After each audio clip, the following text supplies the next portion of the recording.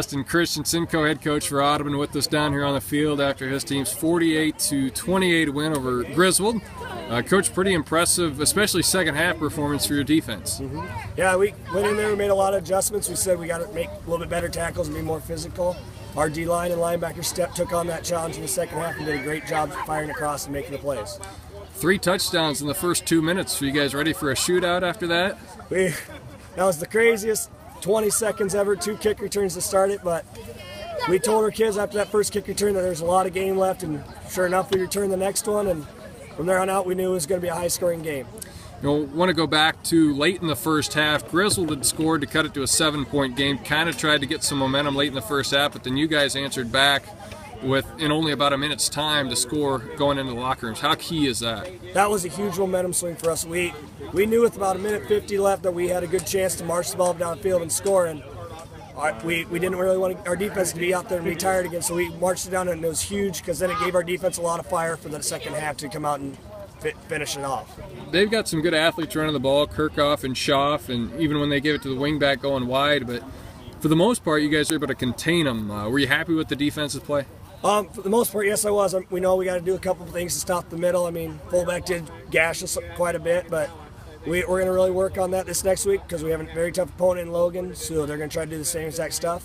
So we're going to really work on that, but yeah, I'm overall very pleased with the defense. Obviously, turnover battle always important. You guys win that 3-0, and all the turnovers came in the second half.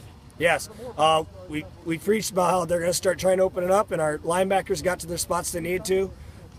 2 big interceptions, and that fumble recovery by Mark was huge for a big momentum.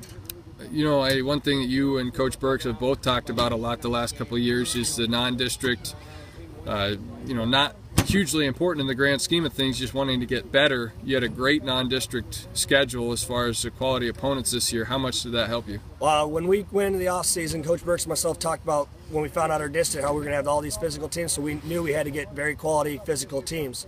So we thought Avoca, I mean, that's a kind of a rivalry for us now, and then we knew IKM Manning, how their offense is very physical, so we thought those two would be perfect for us. So I feel like that has prepared us really well for our district play, and hopefully we build off this win and carry it over to the next game. Right at the heart of your defense, Matthew Smith-Peterson, a guy who's really has stepped up and filled in that middle linebacker role. Has he exceeded your expectations at all here? Last year he did a very, very good job for us at outside linebacker, and we talked in the offseason saying, hey, you're going to be more in the heart of our defense now, so you're going to have to fire off.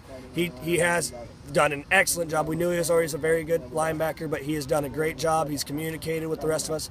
Person I'm really proud of right now is River. He's taken on pretty much the defensive captain role. He calls our plays for us when I send him in. So he does a good job communicating.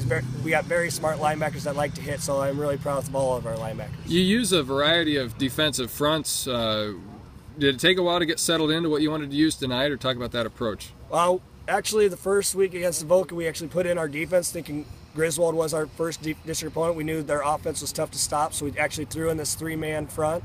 We've never ran it. I've been more of a 4-man, 5-man front person, but we knew we had to try something different, and we thought 3-5 would make it a little bit more harder for them to block with all of our linebackers roaming instead of just being in a stationary position.